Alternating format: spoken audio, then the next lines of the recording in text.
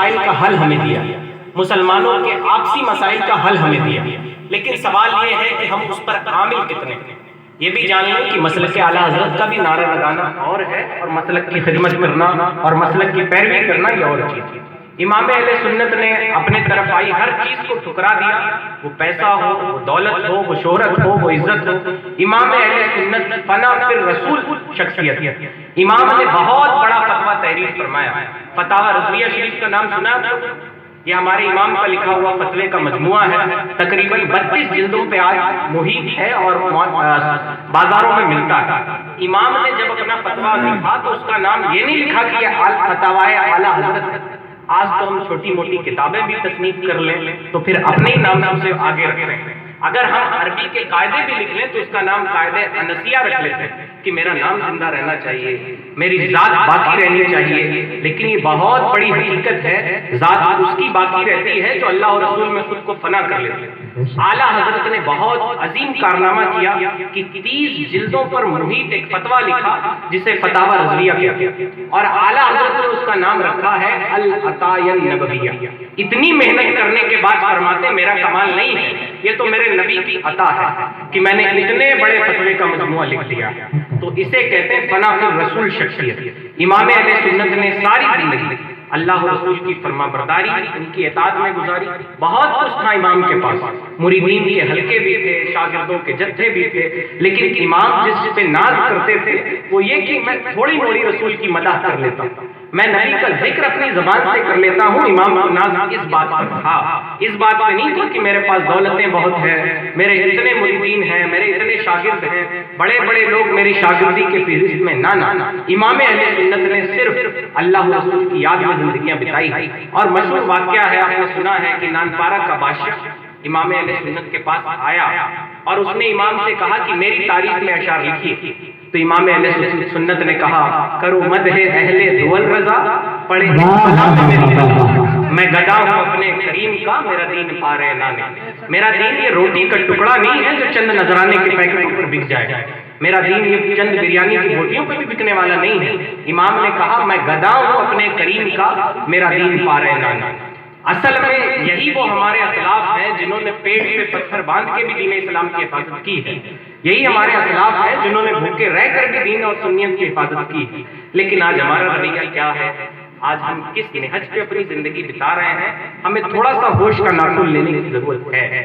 ہمیں یہ طے کرنے کی ضرورت ہے کہ ہماری جو ترجیح ہے وہ اللہ رسول سے ہٹ کے کہیں دنیا داری کی طرف تو نہیں چلی گئی ہے۔ جب بھی بندہ اللہ رسول کے مقابلے میں دنیا کو ترجیح دیتا ہے، گویا وہ دنیا میں بھی آفت کو دعوت دیتا ہے اور آخرت میں بھی آفتوں کو دعوت دیتا ہے۔ مثلا آپ اپنی دکان پہ بیٹھے ہوئے ہیں اور گراہکوں کا جتھا ہے، نماز کا وقت ہوتا ہے، آپ نمازیں نہیں پڑھتے، اسے کہتے ہیں عملی طور پہ اللہ و رسول کی دعوت کو نکار دیتے۔ آپ کیا سمجھتے ہیں صرف نیکیوں کی برکت ہوتی ہے؟ جناب گناہ کی نحوست بھی ہوتی ہے۔ جتنے گناہ آپ دن بھر میں کرتے ہیں اس کی نحوست بھی آپ کی زندگی میں نظر آنے والی ہے۔ آپ نمازیں چھوڑتے ہیں، جھوٹ بولتے ہیں، آپ زبانی طور پہ بڑے بڑے دعوے کرتے ہیں، آپ آپس میں گالی گلوچ کرتے ہیں، یہ عام سی چیز ہے۔ کسی بھی مسلمان محلے سے گزر جائیے، آپ کو دو چار گالیاں سننے کو مل جائیں گی۔ کوئی اپنے دوست کو گالی دیتا ہے، کوئی اپنے بھائی کو گالی دے کے ہی بلاتا ہے، انہیں تو بلانے کا بھی سلیقہ نہیں۔ ہمارے نبی نے ساری زندگی اپنی زبان اثر سے برے الفاظ نہیں نکالے۔ ہم اسی نبی کے ماننے والے ہیں، ہم انہی کا ذکر کر رہے ہیں، ہم انہی کی نعتیں پڑھ رہے ہیں، لیکن ہمارا طور طریقہ کہاں چلا گیا ہے؟ یہ بہت بڑے فکر کی بات۔ پھر ہمارے اوپر افتاد آئی ہوئی ہے، بہت ساری مشکلات مسلمانوں کے سامنے ہے، وہ SIR کی صورت میں ہو، وہ امید پورٹل کی صورت میں ہو، یا حکومت ہند کی صورت میں۔ میں نے ابھی آج دن میں ہم لوگ بیٹھے ہوئے تھے تو باتیں ہو رہی تھی، جب تک ہم اجتماعی طور پہ اپنے اعمال کو نہیں سدھاریں گے امت کا حال اچھا نہیں ہونے والا۔ میں آپ کو بتاؤں آپ کے تعلقات بہت اچھے ہوتے ہیں ادھیکاریوں سے، لیکن آپ فون کرتے ہیں آپ کی مدد نہیں کی جاتی۔ وجہ کیا ہے؟ مسلم قوم کے لوگ ہیں بڑے غدار ہوتے ہیں، مسلم قوم کے لوگ ہیں بڑے بدتمیز ہوتے ہیں۔ یہ مسلم قوم کے بچے آپ اسکولوں میں ایڈمیشن کرانے جائیے، آپ کا ایڈمیشن نہیں ہوگا، کہتے ہیں مسلم قوم کے بچے بڑے بدتمیز ہو چکے ہے نا، بڑے بے غیرت ہو چکے۔ تو ہمیں یہ جو چھوٹے موٹے بچے ہمارے بیچ گھوم رہے ہیں، یہ نوجوان ہیں، یہ جو کچھ ادھیڑ عمر کے لوگ ہیں، ہمیں اپنے اعمال سدھارنے کی ضرورت ہے اور اجتماعی طور پہ ہمیں اچھا بننے کی ضرورت ہے۔ پتہ چلا کہ چلے حافظ صاحب اچھے ہو گئے، امام صاحب اچھے ہو گئے، تو اس سے امت کا مسئلہ حل نہیں ہوگا جب تک ہم مجموعی طور پہ اپنے آپ کو تبدیل نہیں کریں۔ کب تک ہم جلسے سنتے رہیں گے؟ کب تک؟ مجدد الفسانی تو خاموش رہتے تھے اور فرمایا کرتے تھے جس کو میری خاموشی نہ سکھا سکی اس کو میرا بولنا کیا سکھائے۔ آج بولنا زیادہ ہو چکا ہے اور خاموشیاں کم ہو چکی ہیں۔ آج عمل علم زیادہ ہو چکا ہے اور عمل کم ہو چکا ہے۔ آپ بڑی سے بڑی شخصیات ہیں، آپ تعجب کریں گے کہ لوگ مکہ سے بھی خالی ہاتھ لوٹ آتے ہیں، مدینہ جا کے بھی انہیں کچھ حاصل نہیں ہوتا۔ وجہ کیا ہے؟ ان کا ظرف ہی چھوٹا تھا، ان کا برتن ہی چھوٹا ہے جس میں انہیں لینا ہے۔ کوئی عمرہ کر کے آئے، کوئی حج کر کے آئے اور مکہ مدینہ کی زیارت کر کے آئے، لیکن اپنے دل کو تبدیل نہ کرے تو اسی مکہ مدینہ کے رہنے والے ابو جہل اور ابو لہب بھی تو تھے۔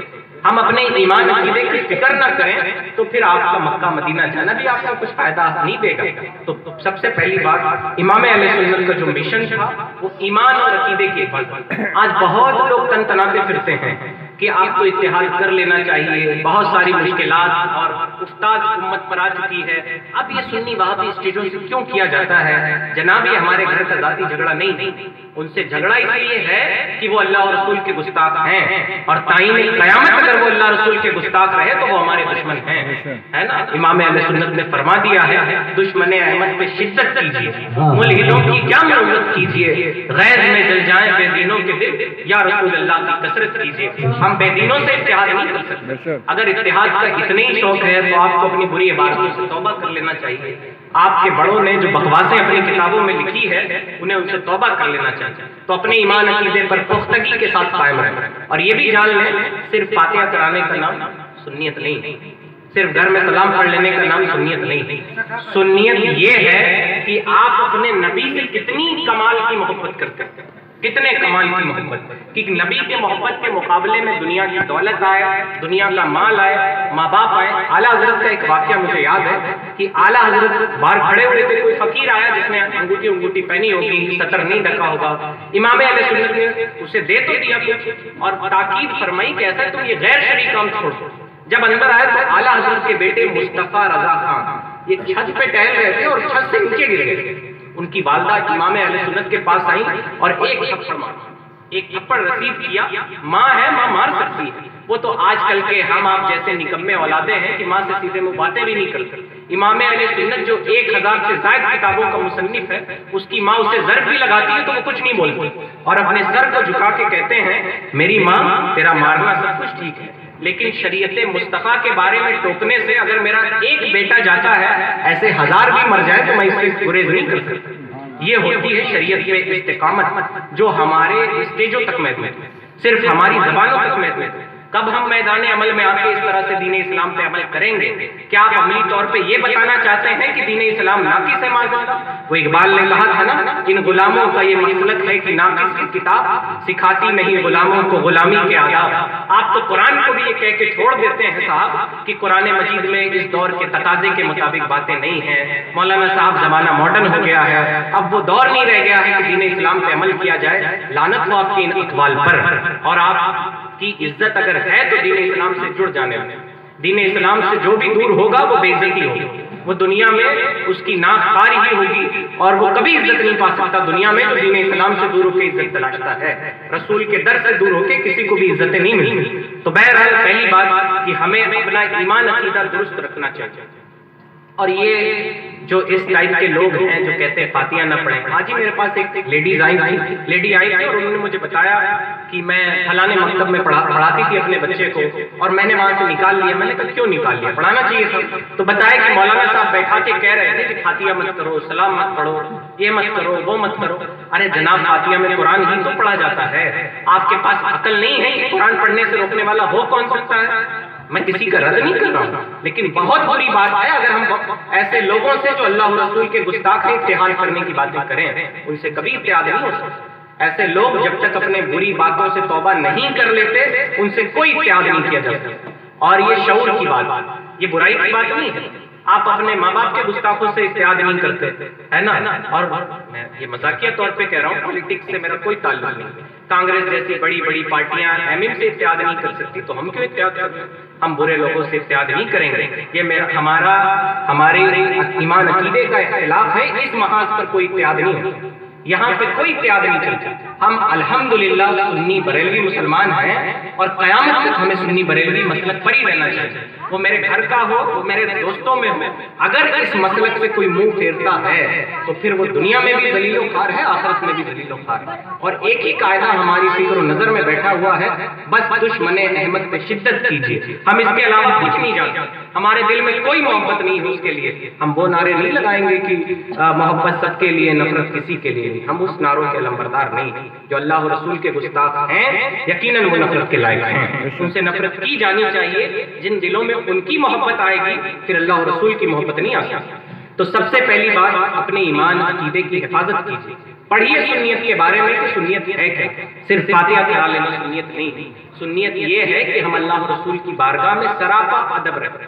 ہم کبھی ان کی بے ادبی نہ کریں. ان کی شان میں کوئی ہلکا جملہ بھی استعمال نہ کریں. کوئی ہلکا جملہ ہم ان کی شان میں استعمال نہ کریں. یہ اصل میں سنیت ہے. اولیاء اللہ کا بھی ادب کیا جائے، صحابہ کا بھی احترام کیا جائے، نبیوں کی بھی عزت کی جائے. یہ اصل سنیت ہے. اور ایسا نہ ہو ایک فتنہ آیا ہوا ہے جسے رافضیت کہتے ہیں، ہے نا. امام اہل سنت سے کسی نے کہا حضرت علی افضل ہیں. آپ کو معلوم کیوں افضل ہیں؟ اور اس نے لکھ کر بھیجا تھا امام اہل سنت کو. حضرت علی تقریباً 10 سال کی عمر میں ایمان لائے، اور ایمان لانے سے پہلے بھی حضرت علی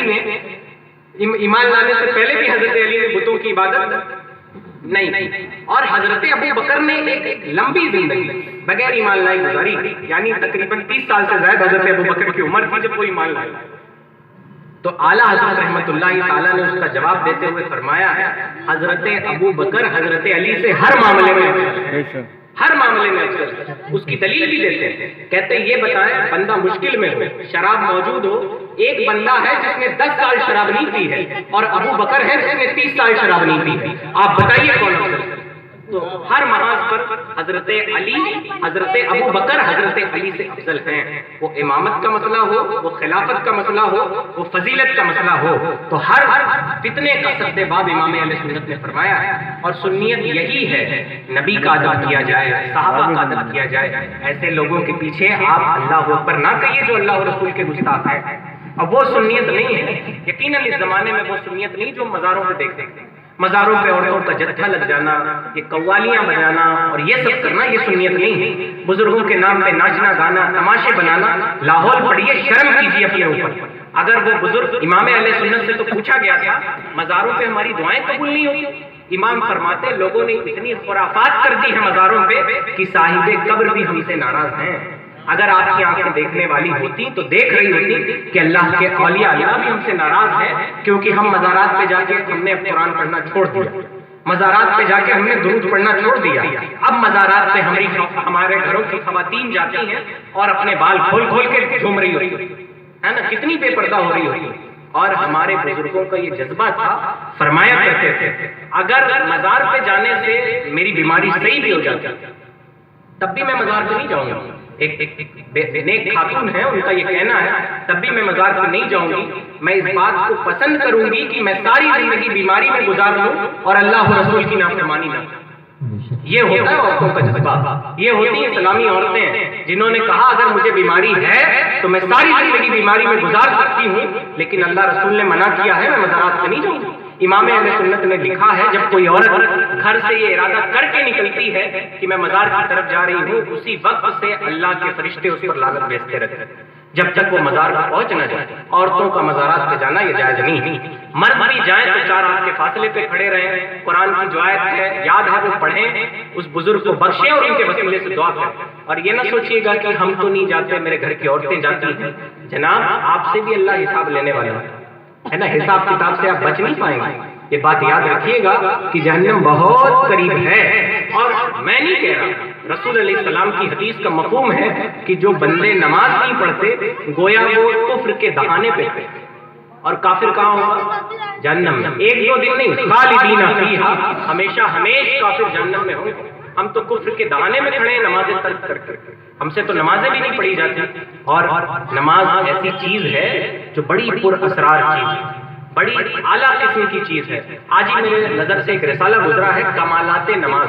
مولانا مفتی آفاق احمد نقشبندی مجددی صاحب کا یہ رسالہ ہے، آپ پڑھیں اور نماز کی فضیلت سے آپ کی آنکھیں کھل جائیں گی کہ ہمارے بزرگوں نے کیا کیا بتایا ہے۔ وہ اقبال نے کہا تھا نا، وہ ایک سجدہ جسے تو گرا سمجھتا ہے، ہزار سجدوں سے دیتا ہے آدمی کو نجات۔ آپ آج کن کن بارگاہوں میں نہیں جھکتے ہیں، آپ کہاں کہاں کی پیشانیاں آپ کی ٹھوکریں نہیں کھاتی ہیں، لیکن ہم ایک رب کی بارگاہ میں نہیں جھک پاتے۔ جو آپ کا مالک آپ کو 10,000 سیلری دیتا ہے، اس کے سامنے ہم ہاتھ باندھ کے کھڑے رہتے ہیں۔ وہ 10,000 روپے بھی کام نہیں آئیں گے اگر اللہ نے آپ کی قسمت میں رزق نہیں لکھا، وہ رزق آپ کو ملے گا نہیں۔ تو اپنے ایمان عقیدے کو مضبوط رکھیں اور سنیت کے بارے میں پڑھیں۔ جو آپ دیکھ رہے ہیں وہ سنیت نہیں، جو اکثر ہمارے معاشرے میں ہو رہا ہے اہل سنت کا وہ شعار نہیں ہے۔ ہمارے بڑوں نے ان سب چیزوں سے منع فرمایا، تو ہمیں چاہیے کہ ہم سنیت کے بارے میں پڑھیں، اپنے عقائد سیکھیں اور اپنے بچوں کو بھی وہ عقائد بتائیں۔ یہ ہماری دینی شرعی ذمہ داری ہے۔ دوسری بات یہ کہ ہمیں پورے طور پر اپنے رب رسول کی طرف رجوع کر لینا چاہیے۔ کس طرح کرنا چاہیے کہ جب کوئی متنازع مسئلہ ہمارے درمیان آئے تو ہم کیا چاہتے ہیں کہ پتہ چلا میری لڑائی ہو گئی امام صاحب سے، بھائی ہم تو کمزور لوگ ہیں، امام صاحب شاہی مسجد کے امام ہیں، پولیس والوں سے بہت بنتی ہے، تو جا کے میرے خلاف رپٹ لکھوا دیا، FIR کر دیا پولیس اسٹیشن میں ہمارے خلاف۔ آپ جس امام کا نام لے رہے ہیں، امام اہل سنت نے فرمایا ہے کہ مسلمانوں کو چاہیے کہ کورٹ کچہریوں کے چکر کم کر دیں، پولیس تھانے میں کم جائیں، نقصان دونوں کا ہوتا ہے، میرا بھی نقصان ہوگا، ان کا بھی نقصان ہوگا۔ پولیس والے آپ سے بھی پیسہ لیں گے، ان سے بھی پیسے لیں گے، پولیس آپ کچہریوں میں جائیں گے، آپ کی چپلیں گر جائیں گی۔ آپ نے بھی دنیا دیکھی نہیں ہے صاحب، ہری شنکر پرسائی بہت بڑا رائٹر ہے، اس نے کہا کہ کچہری کی سیڑھی پہ چڑھنے کے بعد آپ کی پہلی ذمہ داری ہے اپنے وکیل سے اپنی حفاظت کرنا۔ آپ جسے اپنے لیے وکیل رکھتے ہیں وہی آپ کی جیب کاٹتا ہے۔ تو اعلیٰ حضرت نے فرمایا ہے کہ اپنے متنازع مسائل میں، جیسے بھائی بھائی میں جھگڑا ہو گیا زمین کو لے کے، ماں باپ کا انتقال ہو گیا، اب زمین بھی تقسیم ہونی، تو ہم کیا کریں؟ تو ہم کورٹ کچہریوں میں اپنے بھائیوں کے خلاف FIR درج کرا دیتے ہیں نا۔ اصل میں ابھی بھی ہمارا گروپ ٹوٹا نہیں، ابھی ہم سمجھ نہیں پائے ہیں کہ ہماری حیثیت کتنی بچی ہے نا۔ حقیقت یہ ہے کہ ہمارے کاموں نے ہماری حیثیت بہت نیچے گرا دی ہے نا، ہماری حیثیت دین اسلام کی حیثیت نہیں، اس کا سر تو ہمیشہ بلند رہے۔ تو بہرحال امام اہل سنت نے اس رسالے میں فرمایا ہے کہ ہمیں چاہیے کہ ہم اپنے آپسی مسائل کو اپنے شہر کے علماء کی بارگاہ میں لے جا کے حل کرائیں، ہم کورٹ کچہریوں کے چکر نہ کاٹیں، ہم ادھر ادھر جا کے اپنے پیسے روپے برباد نہ کریں۔ اور اگر آپ یہاں ایسے ہی آئے ہیں مزہ لینے کے لیے، تو ایک بہت بڑے عالم دین ہے بلگرام شریف خانقاہ کے، انتقال ہو چکا ہے، شہید راہ بغداد انہیں کہا جاتا ہے، وہ فرماتے تھے کہ اگر آپ جلسوں میں مزہ لینے کے لیے آتے ہیں تو اپنے گھر چلے جائیے، بریانی کھائیے مزہ آ جائے گا، جلسے مزہ لینے کے لیے نہیں ہوتے، مکمل بیداری کے ساتھ بیٹھیے، جو بتایا جا رہا ہے اس پہ عمل کرنے کی کوشش کیجیے۔ میں آپ کو بتاؤں امت آج بہت بڑے چیلنج کے دہانے پہ کھڑی ہوئی، تو اگر ہم نے ابھی بھی اپنا عمل نہیں بدلا اور وہی رہا کہ فلانے نے مارا ہے تو مارا، لات بھوسا ختم کر دیا مار کے، ہے نا، یہ مسلمانوں کا شیوا نہیں۔ اس نے گالی دی تو ہم بھی گالی دیں گے، اس نے ہماری زمین قبضائی، اب دیکھو میں اس کا کیا کرتا ہوں، ہے نا۔ یہ سارے غرور ہمیں توڑ دینے چاہیے، ہے نا، یہ سارے بت ہیں جو ہمارے دلوں میں ہیں، یہ سب ہمیں ختم کر دینے چاہیے، ہے نا، اور بہت عاجزی کے ساتھ۔ میں نے حدیث یہ پڑھی نہیں ہے، اپنے بڑوں سے سنی ہے، اور بہت مجھے یقین ہے کہ حدیث پاک صحیح ہوگی۔ نبی علیہ السلام کا فرمان ہے کہ اگر صلح کرنے سے کسی کی عزت ہٹ جائے تو قیامت کے دن وہ عزت مجھ سے لے لے۔ اب اس سے بڑا ضامن کون ملے گا؟ ہمیں چاہیے کہ ہم اپنے آپسی معاملات میں صلح کے لیے قدم بڑھائیں، ہم آپس میں لڑائی جھگڑا، آپس میں تنازع، کورٹ کچہریوں کے چکر، اس سے ہمیں نہایت طور پر بچنے کی ضرورت ہے، نہایت طور پر بچنے کی ضرورت ہے۔ اگر آپ کے آپسی مسائل ہیں، الحمدللہ آپ کے علاقے میں سنی دارالقضاء والافتاء کا افتتاح کچھ دنوں پہلے علامہ ڈاکٹر عاصم اعظمی مورث اسلام کے ہاتھوں ہوا ہے، 2 سے 5 بجے تک حضور مفتی اظہر شمسی صاحب قبلہ وہاں پہ بیٹھتے ہیں۔ آپ کے کوئی مسائل ہیں آپ ان کے پاس جائیں، اور جو شہر کے ذمہ دار علماء اکرام ہیں ان کی طرف رجوع کریں، آپ کے مسائل شریعت کی روشنی میں حل کیے جائیں۔ اس کی 2 برکتیں آپ کو حاصل ہوں گی، ایک تو آپ کا مسئلہ بغیر کسی لاگ لپیٹ کے حل ہو جائے، پہلی بات، اور دوسرا یہ کہ آپ نے شریعت کی طرف رجوع کیا۔ اصل میں ہم یہ سمجھتے ہیں کہ ہم مولانا کے پاس جا رہے ہیں، اسی لیے ہمارا نفس جانے نہیں دیتا. فرحان بھائی بہت پڑھے لکھے ہیں, میں چھوٹا سا آدمی, زیادہ پڑھا لکھا ہوں نہیں, یہ میرے پاس کیوں آئیں گے, مجھ سے کیوں اپنے مسئلے حل کرائیں گے؟ ان کا نفس تو کہے گا وہ کا جانے ہے نا, وہ تو لڑکا ہے, وہ کیا بتائے گا تمہارے مسئلے حل کرے گا. میں تو بہت بڑا صافی ہوں, میں تو یہاں سے سوچ لگاؤں گا, وہاں سے سوچ لگاؤں گا. آپ سوچ رہے ہوتے ہیں کہ آپ ایک عالم کے پاس جا رہے ہیں. دین اسلام میں شخصیت پرستی نہیں, آپ اللہ و رسول کے احکام جاننے والے کے پاس جا رہے ہیں, آپ قرآن و حدیث کا علم رکھنے والے کے پاس جا رہے ہیں. اب آپ کے دل میں کوئی نفس اور کسی طرح کا غرور نہیں ہونا چاہیے. اگر وہ علم رکھنے والا 18 سال کا نوجوان بھی ہو تو ہمارے نبی نے مسجد نبوی میں اسے جگہ عطا فرمائی. نبی کے 18 سال کے صحابی, غالباً حضرت عبادہ نام تھا ان کا, 18 سال کی عمر تھی اور بالکل نوجوان, میری بھی عمر 18 سال سے زیادہ ہے, بالکل نوجوان مسجد نبی میں بیٹھے ہوتے اور بڑے بوڑھے 4000 کی تعداد میں لوگ ان کے ارد گرد بیٹھے ہوتے. یہ دین اسلام کی خوبصورتی ہے.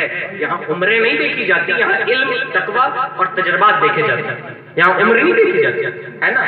اور اللہ تعالیٰ نے صاف صاف قرآن مجید میں فرما دیا ہے کہ تم میں بہترین شخص وہ ہے جو زیادہ تقوی والا ہے, جو اللہ سے ڈرتا زیادہ ہے نا. تو ہمیں یہ بھی دیکھنا چاہیے کہ علماء آخرت جو ہوتے ہیں وہ اللہ سے بہت ڈرتے ہیں نا, بہت ڈرتے ہیں, نہایت خوف ان کے اندر ہوتا ہے. وہ اپنی زبانیں کھولنے سے پہلے یہ سوچتے ہیں کہ ہمیں اللہ کے حضور حساب بھی دینا ہے. اور جن کے اندر اللہ کا خوف نہیں ہے, جائز ناجائز کی تمیز نہیں ہے, اگرچہ وہ علماء کا لبادہ اوڑھے ہوئے ہوں, وہ علماء آخرت نہیں, وہ علماء حق نہیں. تو اپنے زمانے میں ہمیں چاہیے کہ اپنے آپسی مسائل ہم علماء کی طرف رجوع کریں اور اسے حل کرائیں, ورنہ آپ ایسے ہزاروں مسئلے کے اعلیٰ حضرت کانفرنس کرا لیں گے اور اعلیٰ حضرت کی باتیں نہیں مانیں گے تو آپ کا بھلا نہیں ہونے والا. ثواب مل جائے گا اللہ کی رحمت سے, امید ہے, لیکن عمل نہیں کریں گے تو آپ کا بھلا نہیں ہوگا. امام اہل سنت کا کہنا ہے کہ ہمیں چاہیے کہ ہم اپنے آپسی مسائل آپ اپنے علماء اکرام سے حل کرائیں, یا جو قصر و رسوخ رکھنے والے لوگ ہیں ان کی بارگاہوں میں جا کے ہم سے حل کرائیں. یہ دو بات, ایمان کی حفاظت, اپنے آپسی مسائل میں حکومت کی بجائے علماء کی طرف رجوع کرنا, یہ دونوں باتیں ہمیں گانٹ باندھ لینی چاہیے. اور تیسری بات امام نے فرمائی ہے کہ جو لوگ تاجر ہیں انہیں کوشش یہ کرنی چاہیے کہ تجارت اپنے بھائی سے ہی کریں, ہے نا. اور یہ بہت ڈھکی چھپی باتیں ہیں. اب تو لوگ سوشل میڈیا پہ بھی اس کا ذکر کرنے لگے, ہے نا. سوشل میڈیا پہ بھی منہ میں جو آیا بک دیا. یہ ہمارا ہمدردی کا جذبہ ہے, فطری سی چیز ہے. آپ میرے رشتہ دار ہیں تو میں آپ ہی کی دکان پہ کہوں گا, اور ہمارے نبی نے تو ہمیں بھائی بنایا ہے, مومن کا بھائی, اپنے بھائی کی طرف جائیں. اور امام نے فراخ دلی کا مظاہرہ کرتے ہوئے یہ باتیں آتی ہیں ہمارے پاس کہ جو مسلمان بھائی ہوتے ہیں ان کے اخلاق اچھے نہیں ہوتے, بہت کھڑوس, بہت عجیب ٹائپ کے لوگ ہوتے ہیں, ادب احترام نہیں کرتے, اور ہوتے بھی حقیقت. لیکن امام نے کہا تم اپنے دل کو بڑا کرو, اگرچہ تمہیں اپنے بھائی کے وہاں سے 1 روپے مہنگی چیز خریدنی پڑے تو وہیں سے خریدو. اللہ, تم پریشان نہ ہو, تمہارا پیسہ ظاہری طور پہ تو 1 روپے ایکسٹرا خرچہ ہوا ہے, اللہ تعالیٰ تمہیں قیامت میں اس کا اجر عطا فرمائے. ہمارے اندر اپنے دینی بھائیوں کے لیے بھلائی کا جذبہ ہونا چاہیے. اور نبی نے تو یہاں تک فرمایا ہے کہ دین سراپا خیر خائی کا نام, ایک دوسرے کی بھلائی سوچنے کا نام. ارے بھائی آپ مجھے گالی دے رہے ہیں تو میں بھی آپ کو گالی دوں, یہ کمال کی بات ہے. آپ میرے ساتھ برا اخلاق سے پیش آ رہے ہیں, میں بھی آپ کے ساتھ آؤں, یہ اچھی بات ہے. فارسی کی پہلی ایک ابتدائی کتاب ہے, اس کے لاسٹ میں ایک مثال لکھی ہوئی ہے کہ جب کتا آپ کو کاٹ لیتا ہے تو آپ اسے دوڑا کے کاٹتے نہیں, اور یہ سمجھداری بھی نہیں کہ اسے کاٹا جائے. تو اگر آپ کو کوئی گالی دیتا ہے, آپ سے بد اخلاقی کرتا ہے, پھر بھی وہ میرا مسلمان بھائی ہے, میں اس کی بھلائی ہی چاہوں, پھر بھی میں اسے اچھائی کی طرف ہی دعوت دوں گا. تو امام علیہ السلام نے فرمایا ہے کہ جو سرمایہ دار حضرات ہیں, جو تاجر ہیں, انہیں چاہیے کہ وہ اپنی تجارت کا بڑا حصہ اپنے مسلمان بھائی سے ہی لین دین کرنے کی کوشش کریں, تاکہ گھر کا منافع گھر میں ہی رہ جائے, گھر کا منافع گھر میں ہی رہ جائے, ہے نا. لیکن آج ہمارا رویہ بدل گیا, آج ہماری توجہ مسلمانوں کی خیر خائی کی طرف نہیں. ہم یہ نہیں چاہتے کہ یہ مسلمان بھائی ہیں تو ان کا بھلا ہو جائے, ہم یہ چاہتے ہیں ہمارا پیسہ بچے. کیوں بھائی, حقیقت ہے کہ نہیں؟ بولیے بھائی, حقیقت ہے کہ نہیں؟ ہم چاہتے ہیں کہ نہیں پیسہ بڑھ جائے, پیسہ ہمارا 1 روپیہ بچ جائے. جناب پیسے کی محبت آپ کو جہنم تک لے کے جائے گی, یہ بات یاد رکھیے. وہ پیسے کی محبت ایک عام سے آدمی کے اندر ہو, ایک فقیر کے اندر ہو, ایک تاجر کے اندر ہو, ایک عالم کے اندر ہو, یا دنیا کی کسی اور شخص کے اندر ہو, اگر پیسے کی محبت آپ کے دل میں ہے تو یہ آپ کو تباہ و برباد کرنے کے لیے کافی ہے. روپے مال پیسے کی محبت. اور ہمارے بڑے بہت امیر، حضرت عثمان غنی کا نام سنا آپ نے؟ مسلمانوں کے تیسرے خلیفہ. اتنے امیر تھے کہ ان کے جو رجسٹر ہوتے تھے، رجسٹر پیسے کی بات نہیں کر رہا ہوں، 70 اونٹ پر لد کے مدینے میں آتے تھے، پیسے نہیں، حساب کتاب کا رجسٹر. پھر بھی سخی اتنے تھے کہ نبی کے منہ سے نکل جائے تو پھر وہ چیزیں خرید لیا کرتے تھے. مدینے میں ایک کنواں تھا جس کی قیمت 8-10 درہم تھی. حضرت عثمان غنی نے 1200 درہم میں اسے خریدا، 1200 درہم میں. اور مسلمان خرید کے اپنے پاس بھی نہیں رکھا، کہا کہ یہ مسلمانوں کے لیے وقف. آدھا کنواں خریدا. یہودی نے، ایک یہودی تھا جو پانی کا پیسہ لیتا تھا، نبی نے کہا کوئی ہے جو خریدے. حضرت عثمان غنی نے 1200 درہم میں تقریباً اسے خرید لیا. اب یہ ہوا کہ آدھا کنواں اس نے بیچا تھا، کہا تھا ایک دن آپ پانی بھریے گا، ایک دن میں بھروں گا. اب حضرت عثمان غنی نے کہا جس دن میری باری رہے گی تم لوگ مفت بھر لیتے. اب اس کی تجارت دھیرے پڑنے لگی. ظاہر سی بات ہے لوگ ایک دن اپنا بھرپور پانی بھر لیتے، اور جب یہودی کی باری آتی تھی کوئی پانی بھرتا ہی نہیں، اس کا بزنس چلتا ہی نہیں تھا. انہوں نے پیغام بھجوایا کہ کیا تم آدھا کنواں بھی بیچو گے؟ اس نے سمجھا سمجھداری اسی میں کہ بیچ، تو اس نے کم قیمت کر دی اور 800 یا 8000 درہم میں کہا لے لیجیے. کہا نہیں، تم پورے 12000 درہم لے لو، میں تمہیں 12000 یا 1200 درہم دے دوں. اسے کہتے ہیں سخاوت. پیسہ تھا لیکن اس کی محبت دلوں میں نہیں تھی. مال تھا دنیا اللہ کی نعمت کے طور پہ تھا، لیکن وہ اس سے محبت نہیں فرماتے تھے. آج آپ سے اگر مانگ لیا جائے نا اللہ رسول کے نام پر، تو شاید میں بدگمانی نہیں کروں گا، لیکن بہت سے ایسے لوگوں کو ہم نے دیکھا، آپ سب تو نیک لوگ ہیں، بہت سے ایسے لوگوں کو دیکھا ہے جن کی جیبوں سے 10-20 روپے کے نوٹ نکلتے ہیں، اور جب کہ منہ میں گٹکا بھرے ہوتے ہیں وہ 40 روپے کے، ہے نا. یہ ایک تلخ حقیقت ہے. تو آپ کے دل میں اللہ رسول کی محبت اتنی باقی رہے گی، ہے نا. حضرت ابو بکر، ہمارے اندر جذبہ ابو بکر رضی اللہ تعالیٰ عنہ والا ہونا چاہیے. ایک موقع پہ نبی نے جنگ کی تیاریوں کے لیے کہا مال لے کر آؤ. حضرت ابو بکر اپنا پورا گھر لے کر آئے. فرمایا تم نے گھر والوں کے لیے کیا چھوڑا ہے؟ کہا گھر والوں کے لیے اللہ اور اس کا رسول کافی، کسی مال و زر کی ضرورت نہیں. اور ایک بات جان لیں، مسلمان دولت سے لڑائی نہیں کرتے. ابھی بھی لوگ کہتے ہیں کہ جہاد ہونا چاہیے، تلواریں نکلنی چاہیے. مومن ہے تو بے تیغ ہی لڑتا ہے سپاہی، کافر ہے تو شمشیر پہ کرتا ہے بھروسہ. مسلمان کا بھروسہ تلواروں پہ نہیں ہوتا، مسلمان کا بھروسہ اللہ تعالیٰ پر ہوتا ہے، اس کے رسول پر ہوتا ہے. مسلمان تلواروں پہ بھروسہ نہیں کرتا، ہمارا بھروسہ تو اللہ اس کے رسول پر ہے. اور اگر دین کے نام پہ مر مٹنے کی بات آ بھی گئی اور ہمارے ہاتھوں میں تلواریں نہیں بھی رہی تو ہم مرنے اور مارنے کے لیے تیار ہے، کوئی مسئلہ نہیں. اور کسی نے کہا ہے جان دی انہی کی تھی، حق تو یہ ہے کہ حق ادا نہ ہوا. کوئی رسول کے نام پہ جان بھی دے دے تو کوئی کمال نہیں کرتا، ہے نا. یہ تو رسول کا حق ہے کہ ان کے نام پہ جانے دی جائے. تو بہرحال پہلی بات یہ کہ اپنے ایمان عقیدے کی حفاظت کریں. لاسٹ ہے یہ، اس کے بعد مت آئیے. پہلی بات یہ کہ اپنے ایمان عقیدے کی حفاظت کریں. دوسری بات یہ کہ اپنے آپسی مسائل علماء کی بارگاہ میں حل کرائیں. تیسری بات یہ کہ تجارت آپس میں کریں. اور امام اہل سنت فرماتے ہیں جو سرمایہ دار حضرات ہیں نا، جو پیسے والے لوگ ہیں، انہیں چاہیے کہ وہ اپنے قوم کے لیے تعلیمی ادارے بنائیں، ہے نا. آج آپ کے بچے سینٹ جوزف میں پڑھتے ہیں، آپ کے بچے کارمل میں پڑھتے ہیں، جی این نیشنل اسکول میں پڑھتے ہیں. نتیجہ یہ ہوتا ہے کہ آپ 2.5 لاکھ روپے کا ڈونیشن دے رہے ہیں، ہے نا. اتنے پیسوں میں تو آپ ایک ادارہ کھڑا کر سکتے تھے، لیکن یہ ذہنی طور پہ ہمیں غلام بنا دیا گیا. ذہنی طور پہ آپ جان لیں دنیا کے جو عظیم ترین لوگ ہیں جن کے سامنے پروفیسر اور ڈاکٹر بھی دبے لچے رہتے ہیں، وہ لوگ مدرسے سے ہی پیدا ہوتے ہیں. پہلی بات ہم مدرسوں میں انہیں بھیجتے نہیں. دوسری بات ہم اپنے ادارے تیار کرتے ہیں. آج ہم جلسوں پہ بہت پیسے خرچ کر رہے ہیں، یہ حقیقت ہے نا. اور دین اسلام یہ ظاہری سجاوٹ کی چیز نہیں ہے نا. اسلام والے تو ظلمت میں بھی چلے جائے تو روشنی ہو جاتی ہے نا. تو پھر آپ ایک تخت بچھائیے، مائک لگائیے، ہو گیا پروگرام. یہ اہتمام کی کیا حاجت ہے؟ بہت کم ضرورت ہے کہ ہم جتنا کم ہو سکے اہتمام کریں. اور جو سرمایہ دار حضرات ہیں وہ اپنی دولت کو اپنے تعلیمی ادارے بنانے میں خرچ کریں، ہے نا. جو علماء ہیں، جو مشائخ ہیں، جو متحرک حضرات ہیں شہر کے، آپ کو ان سے مل کر یہ جاننا چاہیے کہ ہم کس طرح سے آپ کو اللہ نے پیسہ دیا، مجھے اللہ نے علم دیا.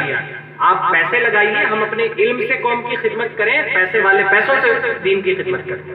ظاہر سی بات ہے ایک عالم دین پڑھا سکتا ہے، لیکن وہ اگر دنیا داری میں چلا گیا تو پھر ختم ہی ہو گیا عالم دین، ہے نا، اسے علماء دنیا کہتے ہیں۔ تو بہرحال سرمایہ دار حضرات کو توجہ کرنی چاہیے اس بات کی طرف کہ جہاں وہ لاکھوں کے اجلاس کراتے ہیں اور ان کا مقصد کیا ہوتا ہے، میں اس پہ بات نہیں کروں، فلانے نے اتنا بڑا جلسہ کرایا تو میں اس سے بھی بڑا کراؤں گا، فلانے نے فلانے ملت کو بلایا تو میں ڈھکانے ملت کو بلاؤں گا، فلانے میاں آئے ہیں تو میں ڈھکانے میاں کو بلاؤں گا۔ جناب آپ کے شہر کے بھی علماء وہی قرآن و سنت سنائیں گے جو باہر والے سنائیں گے۔ ہاں علماء اکرام آتے ہیں، کسی مقصد کے تحت آتے ہیں اور وہ اپنا کام کرتے ہیں، ہمیں یقیناً انہیں بلانا چاہیے، ان کی برکتیں حاصل کرنی چاہیے، لیکن جو زمینی سطح پہ ہمارے مسائل ہیں ان کا بھی حل تلاشنا یہ ہماری ذمہ داری ہے نا۔ تو بہت سے ایسے لوگ ہیں جو اسکول وغیرہ چلاتے ہیں لیکن ہمارا تعلیمی نظام اتنا اچھا نہیں ہے، تو ہمیں ضرورت ہے کہ ہم اپنے مدرسوں میں جہاں کھانے پینے کے انتظامات کرتے ہیں، آپ مدرسوں میں چندہ دیتے ہیں، چاول دیتے ہیں، دال دیتے ہیں، روٹی دیتے ہیں، کبھی جائیے مدرسے میں، جو بچے آپ کے پیسے سے پڑھ رہے ہیں ان کو اپنے سامنے بیٹھا کے ان سے قرآن حدیث سنیے تاکہ آپ کے اندر مزید خدمت کرنے کا جذبہ پیدا ہو، ہے نا۔ لیکن ہم اپنا فرض، جو پیسے والے حضرات ہیں، بڑی اصل میں مجھے آپ سے کوئی سروکار ہے نہیں، مجھے آپ کا پیسہ ویسا چاہیے نہیں، اس لیے میں بڑی بے باکی کے ساتھ کہہ رہا ہوں کہ ہم یہ سمجھتے ہیں کہ میں نے 50,000 چندہ دے دیا تو اپنا حق ادا کر دیا۔ ہمارے لیے قیمتی وہ عالم دین ہے جو 5 وقت کی نماز پڑھاتا ہے، وہ سیٹھ صاحب قیمتی نہیں ہے جو 1 لاکھ روپے چندہ دیتے ہیں اور نمازوں میں غائب رہتے ہیں، وہ سیٹھ صاحب قیمتی نہیں ہے نا۔ ان سیٹھ صاحب کو اپنی حرکت بدل لینی چاہیے، ہے نا۔ ہمارے لیے وہ امام قیمتی ہے، وہ پھٹے سٹے لباس میں آنے والا مؤذن قیمتی ہے جو 5 وقت کی نمازوں میں حاضر رہتا ہے، کوئی سیٹھ ہمارے لیے قیمتی امتی نہیں ہے نا۔ اور دین اسلام میں پیسہ ویسا نہیں چلتا ہے، یہاں دلوں کی نیت دیکھی جاتی ہے نا۔ آپ کا رب تو ہر چیز دیکھ رہا ہوگا، تو آپ اپنے رب کے بارگاہ میں غلام کے طور پہ حاضر ہوئیے۔ آپ ہوں گے دنیا کے بہت بڑے شیخ اور بہت بڑے سیٹھ، آپ کو رب کی بارگاہ میں مجرم کی حیثیت سے حاضر ہونا چاہیے، اور ہر وقت ہمیں یہ خیال ہونا چاہیے کہ ہم اپنے رب کے بہت بڑے مجرم ہیں اور ہمیں اللہ تعالیٰ سے بار بار توبہ کرنی چاہیے۔ تو پہلی بات میں پھر آپ کو لے چلوں، اپنے ایمان عقیدے کی حفاظت کیجیے۔ دوسری بات، اپنے مسائل علماء کی بارگاہ میں لے جائیے، ان سے حل کرائیے۔ تیسری بات، تجارت اور لین دین آپس میں کیجیے۔ چوتھی بات کہ اپنے آپ کو تعلیمی طور پر مضبوط بنانے کی کوشش کیجیے۔ اس دور میں آپ اس دور میں کیا کریں، خوب بڑی بڑی تلواریں خرید کے بھی رکھ لیں تو آپ کے دین کے کام نہیں آنے والے۔ جناب یہ دور دوسرا ہے۔ نبی علیہ السلام کے پاس حضرت سعد آئے تھے اور کہا تھا ایو صدقۃ افضل یا رسول اللہ، کون سا صدقہ میری ماں کے لیے افضل ہے؟ نبی نے فرمایا تھا کہ تم ایک کنواں کھودوا دو، کیونکہ عرب میں پانی کی کمی تھی، عرب میں پانی کی کمی تھی، تو جس دور میں جس چیز کی کمی ہوئی اس دور میں اس چیز کو پورا کر دینا یہ بہترین صدقہ ہوتا ہے نا۔ اسٹیج سے میں کتنا بھی چلا لوں گا اور میں جتنا بھی جہاد پر، تلوار پر، مسلمانوں کے مسائل پہ بات کر لوں گا، آپ سمجھدار ہوں گے میرے بات کرنے سے مسئلے حل نہیں ہوں گے، ہو جائیں گے۔ اگر ہو جاتے ہیں تو میں 24 گھنٹہ بولنے کے لیے تیار ہوں، ہو جائیں مسلمانوں کے مسئلے حل، میں کر دے رہا ہوں 24 گھنٹہ تک، ہے نا۔ بول دیں گے ناظم صاحب 24 گھنٹہ، ہم آپ کے لیے اتنی قربانی دینے کو تیار ہیں۔ آپ بتائیں کیا صرف بولنے سے مسئلے حل ہو سکتے ہیں؟ لیکن دین کے نام پہ ہم کر کیا رہے ہیں؟ کوئی سنا رہا ہے اور ہم سن رہے ہیں، اس سے آگے ہم کچھ نہیں کرتے۔ ہمیں اس کے بارے میں سوچنا چاہیے۔